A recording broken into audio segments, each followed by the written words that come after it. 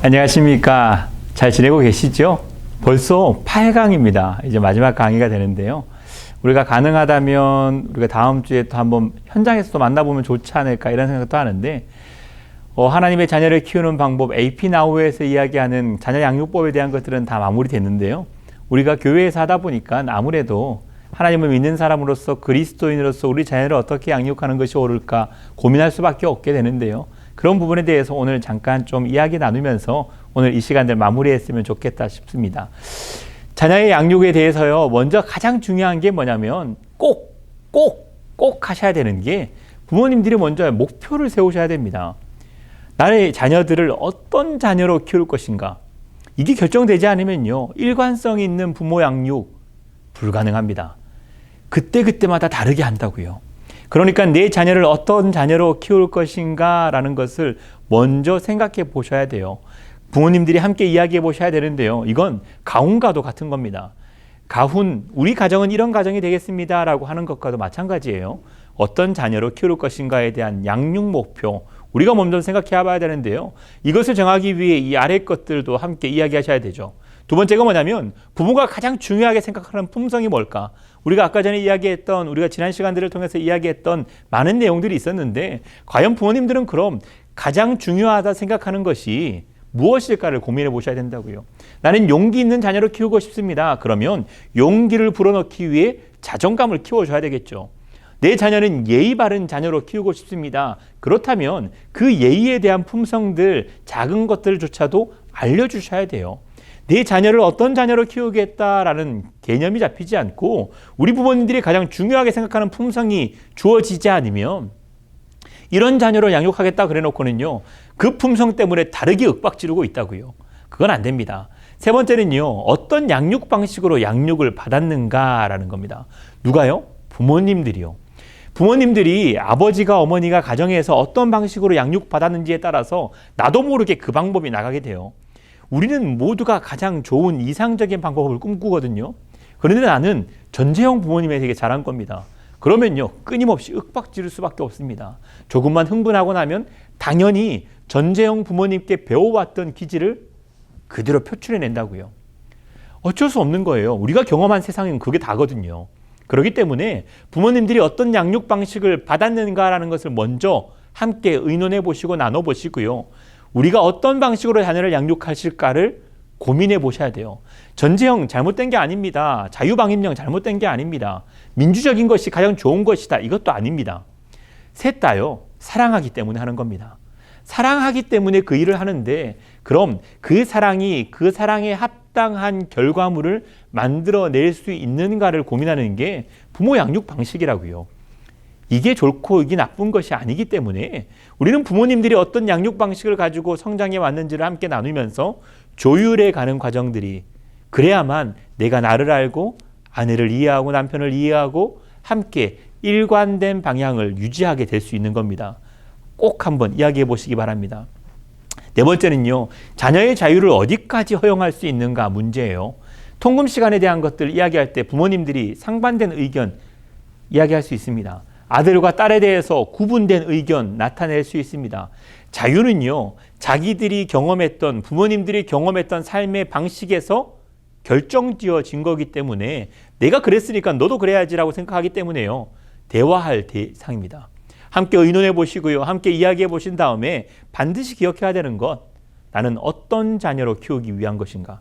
하나님이 내게 주신 하나님의 귀한 자녀를 어떤 자녀로 키우기를 원하실까? 기도해 보시고 대화해 보시고 고민해 보시고 깊은 이야기를 나누신 다음에 자녀의 양육의 목표를 반드시 세워나가셔야 됩니다. 제가 첫 시간에도 그 이야기를 했는데요. 내 자녀는 하나님을 잘 믿는 자녀로 만들고 싶습니다 라고 이야기하면서 고등학교 되면 어떻게 해요? 학원 보내요. 교회 안 보내고요. 자녀가 잘 믿을까요? 교회를 가서 항상 율법적인 것들만 강요하고 교회를 싫어하게 만들어요. 자녀가 잘 믿는 자녀가 될까요? 엄마 아빠가 교회만 가면 집에 돌아오지 않아요. 자녀가 교회를 좋아하게 될까요? 생각해 보셔야 된다고요.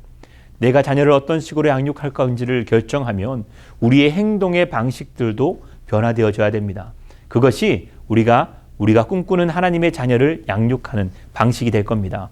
가장 적절한 방법, 가장 좋은 방법은 세상에 공통되게 있는 것이 아닙니다. 여러분 각자에게 있는 것이라는 것을 생각하시고 많은 이야기를 통해서 결정해 보시면 참 좋겠습니다. 바른 가치관을 세우는 것도 너무 중요한데요. 바른 가치관을 세울 때 우리가 꼭 기억하셔야 됩니다. 부모 교육이기 때문에 여러분들의 이야기를 하는 건데요. 자녀들을 이렇게 해야 된다는 게 아니라 여러분들을 해야 돼요. 우리가 부모님들이 자녀는 하나님의 선물이라는 것, 하나님의 소유라는 것 반드시 기억하셔야 됩니다. 자꾸만요, 내 소유가 돼요. 내 인형이 아니에요. 자녀들은요, 내가 키우고 있는 인형이 아니라고요. 그런데 내 마음대로 하기를 원해요. 내가 생각한 대로 행동해 주기를 바란다고요. 내 것이기 때문입니다. 자녀는요, 하나님의 것입니다. 또 어떤 사람들은요, 이 자녀들에게 내 꿈을 대리실현시키기 위해서 노력하기도 합니다. 내 꿈을 이루는 건요, 내가 해야 될 일이지 자녀가 해야 될 일이 아니에요. 그걸 강요하고 있으면 자녀는요, 억압받은 인생을 살아가게 된다고요. 하나님이 그 자녀를 위한 계획과 뜻이 있으신데 우리가 그것을 내 꿈을 펼치기 위해서 만들어가면 무언가 잘못된 겁니다. 또 어떤 분들은요, 이렇게 이야기해요. 내 자녀가 내 얼굴이라고요. 내 자존심이라고요. 왜 여러분의 자존심을, 여러분의 자존감을 자녀에게서 찾으려고 하십니까? 여러분의 자존감은요, 여러분들이 가지셔야 되는 거예요. 자녀는요, 자녀의 자존감을 가져야 되죠. 자녀의 자신감을 가져야 되죠. 그 아이와 나는요, 하나님이 살아가는 또 다른 인격체일 뿐이지 하나 되어 있는 건 아닌 겁니다. 부부가 하나 되라고 했지 자녀와 하나 되는 게 아니라고요. 그런데 그것을 밀착시켜가서 상담학에서는 그렇게 이야기합니다. 애착 형성 과정에서 하나 되어버리는 밀착된 상태가 되어서 이 아이의 감정을 모두 다 내가 겪고 있고 내 감정을 아이에게 전이시켜버리는 너무나도 안타까운 상황들이 생각보다 많은 가정에서 일어나고 있습니다. 자녀는요, 하나님의 선물입니다. 그리고 하나님의 소유입니다. 하나님이 원하시는 하나의 인격체인 것을 반드시 기억하시기 바랍니다. 두 번째는요, 다른 게 아니라 틀린 거라는 것, 이거 아니에요. 우리가 다른 것을 보았을 때 그걸 가지고 너 그렇게 하면 안 되는 거야. 누가요? 엄마 아빠의 인생에 그런 거예요. 틀린 게 아니에요. 다른 겁니다. 다름을요, 독특함으로, 특별함으로, 그것이 그 아이의 장점임을 바라볼 수 있는 부모님의 여유가 있어야 합니다. 첫 번째와 연결되는데요, 내가 원하는 대로 하지 않으니까 아이가 틀린 게 된 겁니다. 자녀는요, 자녀의 사고방식에 의해서 특별한 다른 방법을 채택한 건데요, 이게 틀렸다고 해버리면 자녀는요, 더 이상 기가 꺾인 채로만 살아가야 하는 인생을 살아가게 되는 겁니다. 다른 건요, 특별함이고요, 특별함은 장점인 겁니다. 반드시 기억하시기 바랍니다. 세 번째는요, 자녀가 살아갈 세상은요, 부모를 통해 바라보고 판단하게 된다는 것 명심하십시오. 자녀들은 모르는 세상을 바라볼 때요, 부모님들이 평가하는 것을 자기의 것으로 가져갑니다. 부모님들이 남편에 대해서, 아내에 대해서 다르게 이야기하고 있다면 그걸 가져가 버린다고요. 선생님에 대해서, 학교에 대해서, 직장 상사에 대해서 이야기하고 나면 그걸 가져와 버린다고요. 세상을 향해서, 교회에 대해서, 가정에 대해서, 다른 가정에 대해서 이야기를 해버리고 나면 그걸 자기 것으로 가져와 버리는 게 자녀들입니다. 왜요? 부모님을 통해서 세상을 바라보고 있기 때문입니다. 그래서 우리가요, 어떤 가치관을 가지고 어떻게 행동하고 어떻게 말하는지는 자녀 양육에 있어서 매우 중요한 부분입니다. 그 부분 먼저 생각하시고 혹시라도 하지 못하는 것들이 있다면 주의하시고 조심하셔서 이것들을 꼭 기억하셔야 됩니다. 그 다음은요, 좋은 부모라는 건요, 자녀와의 관계성으로 결정되는 것을 기억하시기 바랍니다. 좋은 부모는요, 아이가 원하는 걸 다 들어주는 부모가 아니에요. 좋다라고 이야기할 때는 관계성이 반드시 있어야 됩니다. 자녀에게 무엇을 못 해주기 때문에 돈으로, 물질로 모든 것을 갚아주는 부모님들 있어요. 그런데 관계가 없다고요. 아이는요, 부모님이 나를 사랑하지 않는다고 느끼는 겁니다. 사랑 대신에 돈을 주고 있음을 아이가 모를까요? 알아요. 그래서 돈 때문에 엄마 아빠에게 붙어있게 되는 거라고요. 잘못된 겁니다. 관계성이 가장 중요합니다. 그래서 싸우는 것보다 좋은 관계를 유지하는 것이 우선되어야 한다라는 겁니다. 다섯 번째는요, 칭찬은 고래를 춤추게 한다는 책이 있어요. 칭찬이 고래를 춤추게 하는 게 좋은 걸까요? 아니요. 고래는 원래 춤추는 게 아니잖아요. 고래는 춤추는 동물이 아닌데 왜 그걸 춤추게 만드는 걸까요? 뭐예요? 사육이에요. 자녀는 그렇게 태어나지 않았는데 그렇게 만들어버리면 사육하는 거라고요. 잘못된 보상을 줘서, 칭찬이라는 잘못된 보상을 줘서 고래가 사육당한 것을 자랑하지 마십시오. 그건 잘못된 겁니다. 자녀에게요, 잘못된 보상을 주고 나면요, 기존의 가치를 잃어버리게 됩니다.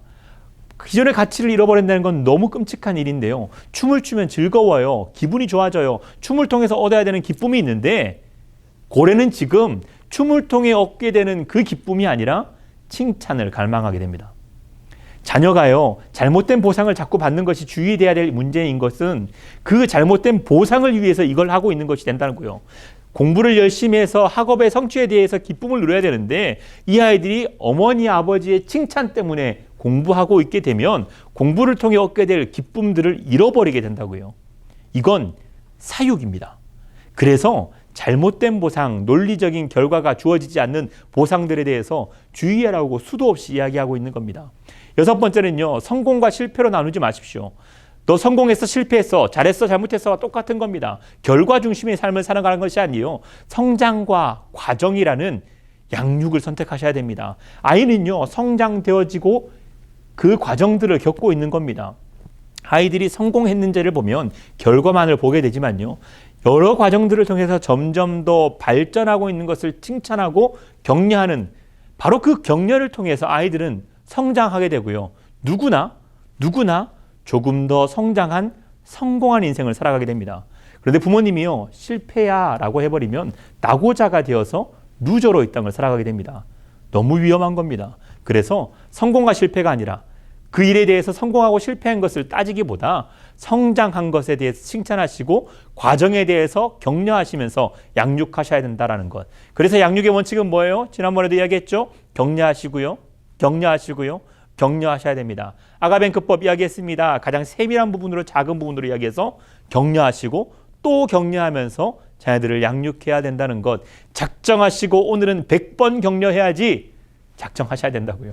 우리는 익숙하지 않아요. 우리가 받지 않았기 때문에 그거 하는 거 쉽지가 않습니다. 작정하시고 하셔야만 겨우 10번, 20번 할 수 있는 게 격려입니다. 쉽게 생각하는 거지만요, 이게 쉽지가 않더라고요. 격려하십시오. 아무리 강조해도요, 부족하지 않은 이야기입니다. 부모 교육의 첫째, 격려하십시오. 그러면 됩니다. 가정의 기본 원칙들을 우리가 먼저 생각해 봐야 되는데요. 몇 가지만 한번 돌아보겠습니다. 둘이 하나됨의 원칙이라는 게 있어요. 창세기에 보면요, 남자가 부모를 떠나야 된다라는 것 기억하십시오. 부모님에게요, 종속되지 마십시오. 독립적이어야 된다라는 겁니다. 경제적인 부분들도 독립되어야 합니다. 주거 환경에 대해서도 독립되어야 합니다. 부모님을 떠나지 않고 아내와 합하여 한 몸을 이룰 수는 없습니다. 그러니까 여러분들은요, 부모님을 떠나야 한다는 것, 이 떠남에 대해서 구분되는 것, 재정적으로나 삶을 살아가는 방식이나 모든 것들에 대해서 변화되어야 한다는 것 기억하시고요. 한 몸을 이루라고 했습니다. 둘이서요, 각자의 인생을 살아가는 게 아니라 하나 되라고 이야기한 겁니다. 하나 되려면요, 서로가 타협해가고 서로가 변화시켜야 되는 과정들이 반드시 있게 됩니다. 부모의 양육 방식이 서로 다르면 자녀는 분리된 양육 방식에 의해서 이상 행동을 펼칠 확률이 아주 높아집니다. 아버지에게는 이게 되고 어머니에게는 이게 안 되면요, 그건 자녀가 잘못 성장할 확률이 높아진다라고요. 그래서 부모님이 하나 된다는 것, 이 가정을 이룬다는 것에서도 중요한 것이지만 자녀 양육에서도 매우 중요한 역할이다. 그래서 하나 된 양육 방식을 채택할 수 있게 두 사람의 마음을 합쳐야 합니다. 가정의 기본 원칙은요, 사랑의 원칙이라는 게 있습니다. 사랑이 뭐냐면요, 서로의 필요 때문에 만나는 게 아니라는 겁니다. 내가 널 사랑하기 때문에 만나는 거지, 네가 이런 조건들을 가지고 있기 때문에 널 필요로 해서 사랑하고 있다라고 말하면 그게 사랑인가요? 잘생겼기 때문에 사랑해요? 못생겨지면 사랑하지 않을 건가요? 필요를 채우는 존재로 만나서는 안 됩니다. 사랑하기 때문에 내가 필요한 겁니다. 네가 필요하기 때문에 사랑하는 게 아니라고요. 그렇기 때문에 우리는요, 희생적인, 헌신적인 사랑이 성경에서 말하고 있는 사랑입니다. 가정은요, 희생적인 사랑을 하는 곳이어야 합니다. 네가 이렇게 해야만 사랑받을 수 있어라는 것을 자녀에게 계속해서 강요하고 나면요, 자녀는요, 반드시 잘못된 사랑을 양육받게 되는 겁니다. 넌 사랑스러운 존재야 라고 이야기하는 것을 가장 우선시해야 된다는 것.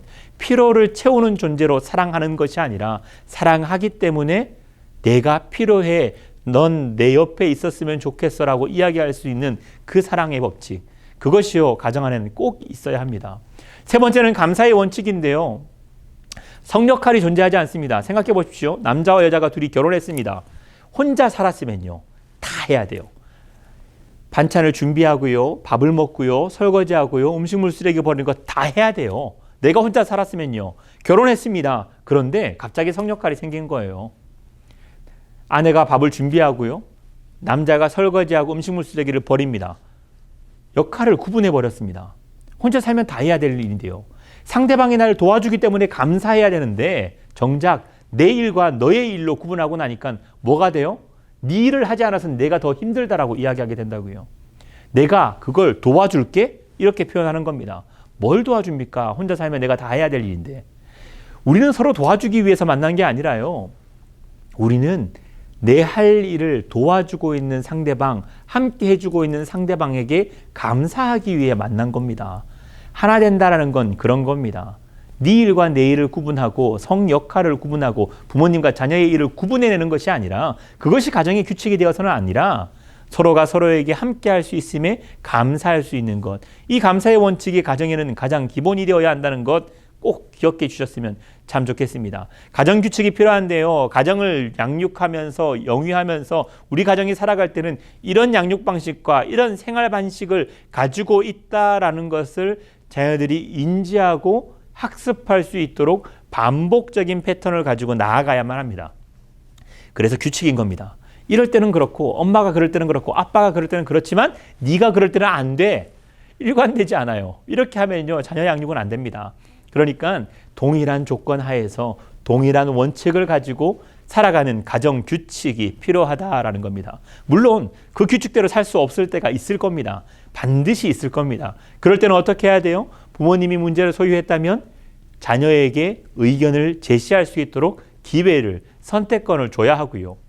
자녀가 문제를 중심화 가지고 있다면, 이 어려움에 대해서 규칙을 깨야만 하는 문제가 생겼다면 부모님이 자신의 의견을 이야기하고 자녀에게 선택권을 주어야만 하는 겁니다.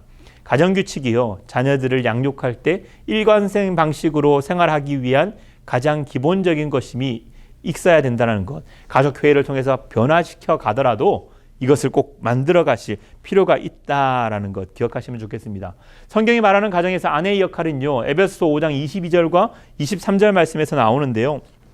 아내들이여 자기 남편에게 복종하기를 주께 하듯 하라 라고 이야기합니다. 권위에 대해서 인정하라 이야기하는 겁니다. 하나된 의지가 필요하다라는 겁니다. 그리스도께서 교회의 머리됨과 같다라고 이야기하며 그 권위를, 남편의 권위를 인정해 주라 성경은 이야기합니다. 그 권위를 인정해 줌으로 자녀가 부모의 권위를 인정하게 되고 하나된 의지로 양육하게 된다는 것 기억하시면 좋겠습니다. 남편들에 대해서는요, 에베소서 5장 25에서 28절 그 말씀을 이야기하는데요. 그리스도께서 교회를 사랑하시고 그 교회를 위해 자신을 주심같이 하라 이야기합니다. 목숨까지 희생하라는 겁니다. 남편이 자녀를 양육함에 있어서 가장 중요한 것, 제가 이야기했죠. 첫 번째 시간에 좋은 배우자가 되어야 됩니다. 목숨을 희생할까지 아내를 사랑할 수 있는 남편이 되시기 바랍니다. 아내는요, 나의 얼굴입니다. 자녀가 내 자존심이 아니라 아내가 내 얼굴입니다. 아내가 부끄럽게 다니는 건 내가 수치스러운 것이라고 생각하십시오. 그래서 남편은 아내를 위해 끝없이 희생하며 그에게 사랑을 베풀어 주며 하나님이 우리에게 몸을 내어준 것과 같이 사랑해야만 하는 겁니다. 부모에 대해서는 에베소 6장 4절 말씀에서요, 자녀를 노엽게 하지 말라라고 이야기합니다. 자녀를요, 내 마음대로 조정하려 하지 말라는 겁니다. 네가 내 말 안 들으니까 이렇게 화를 내는 거야만 끊임없이 이야기하고 나면 자녀의 뜻이 전혀 반영되지 않으면 자녀가 화가 나겠죠. 노엽게 될 겁니다. 분노하게 될 겁니다. 부모님에게 반항하게 될 겁니다. 왜요? 내 마음대로 조정하려고 해서요. 모든 근간에는요, 사랑이 있어야 되는데 부모님이 편하기 위해서 자녀를 조정하려 들면 자녀가 노엽게 되는 겁니다. 부모님들의 편안함을 위해서, 쉼을 위해서, 또 내가 원하는 것들을 하기 위해서 자녀에게 무언가를 강요한다면 그건 사랑이 아니라 부모님의 이기심인 것을 기억하셨으면 좋겠습니다. 자녀에 대해서는요, 에베소 6장 1절 2절 말씀에서 그 이야기를 하고 있는데요. 자녀들아 주 안에서 너희 부모에게 순종하라, 이것이 옳으니라. 내 아버지와 어머니를 공경하라. 그리고 난 다음에 뭐라고 하냐면요, 이것이 약속 있는 첫 계명이다. 그러니까요, 부모 공경이라는 건 하나님을 경외하는 것과 똑같다라는 겁니다. 하나님을 경외하는 것이 왜 부모 공경과 똑같으냐면, 하나님께서는 부모에게 자녀를 양육할 수 있는 대리자로 삼으셨기 때문에 눈에 보이는 부모님을 공경하지 못하면서 하나님을 경외한다는 것, 거짓말이 될 것이다 라는 겁니다. 우리가 우리의 부모님들을, 부모님들을 공경하지 않으면서 하나님을 경외한다는 것, 가식적인 것이라고요. 그 자녀들은 여러분들을 공경하기는 쉽지 않을 겁니다. 그러니까 그 부분들요, 꼭 기억해 놓으시고, 성경이 말하고 있는 가정의 규칙들 있다는 것 기억하시면 좋겠습니다. 하나님과 연합된 가정을 이루기 위해서는요, 반드시 훈련들이 필요합니다. 그래서 가정사역부에서는요, 다양한 프로그램들을 진행하면서 여러 가지 세미나도 진행하고요, 양육 프로그램들을 진행하고 있습니다. 기회가 된다면 꼭 참여하셔가지고요, 이 훈련 과정들을 통해서 여러분들의 더 나은 가정들을 만들어가기 위해 힘쓸 수 있으면 참 좋겠습니다. 하나님이 세우신 공동체는요, 오직 가정과 교회뿐입니다. 성경에서 말하고 있는 공동체로 하나님이 만드시는 건요, 가정이며 교회밖에 없습니다. 그러니까요, 교회가 가정이 되어야 하고 가정 또한 교회가 되어야 됩니다. 우리 교회에 부족한 것들이 우리 가정에는 부족하지 않은가 돌아보아야 하고요, 우리 가정에 필요한 것이 교회에도 필요하지 않을까 돌아봐야 한다고요. 하나님이 만드신 아름다운 공동체, 가장 최소한의 단위가 가정이고 가장 최대한의 단위가 교회라는 것 기억하시고요. 우리가 아름다운 가정, 아름다운 교회 만들어가기 위해 힘쓸 수 있는 우리 성도님들 되시기를 간절히 소원합니다. 다 같이 기도하겠습니다. 하나님 아버지, 감사합니다. 성경을 통하여서 우리에게 아름다운 가정을 만들어가기 위한 여러 가지의 방법들, 또 생각해 보아야 할 것들, 또 고민하게 하는 것들 우리에게 말씀하여 주시니 참 감사드립니다. 하나님, 하나님을 믿는 자의 가정으로서 또 우리 가정이 하나님을 믿는 가정 되게 하여 주시고, 복음 위에 바로 선 교회와 같은 가정 될 수 있도록 주님 축복하여 주시옵소서. 우리 자녀를 양육할 때에 하나님이 최우선 될 수 있는 우리의 마음을 허락하여 주시고, 하나님이 원하시는 자녀로 양육하기 위해 대리자로서의 역할을 충실히 할 수 있는 우리 부모님들 될 수 있도록 주님 축복하여 주시옵소서. 8번의 강의를 통하여서 많은 것들을 고민하였습니다. 많은 것들을 생각하였습니다. 하지만 주님, 쉬이 잊혀질 것입니다. 주님, 잊혀졌을지라도 다시 한번 상기할 수 있는 마음을 허락하여 주시고, 다시 한번 자신을 돌아보며 나의 삶을 변화시켜 가서 하나님이 원하시는 아름다운 가정 만들어가기 위해 힘쓰고 노력할 수 있는 우리 부모님들 될 수 있도록 주님 축복하여 주시옵소서. 오직 하나님의 그 사랑으로 우리 자녀들을 양육함으로 말미암아 하나님이 사랑하시기에 부족함 없는 그런 자녀들을 양육할 수 있는 모든 부모님 될 수 있도록 주님 축복하여 주시옵소서. 주님께서 날마다 함께 하시고 우리에게 힘을 더하실 줄 믿사오며 예수님의 이름으로 기도드립니다. 아멘. 다음 주에는 우리가 현장에서 만날 수 있으면 참 좋겠다 싶은데, 다음 주에 만날지 안 만날지는 잘 모르겠네요. 저희가 연락해 드릴 거니까요, 우리가 가능하신 분들은 함께 모여서 함께 이야기 나누었으면 좋겠습니다. 그래도 좋아요 꼭 잊지 마시고요, 아름다운 시간들 우리가 다음 주에 기회만 된다면 함께 만날 수 있기를 간절히 바랍니다. 수고하셨습니다.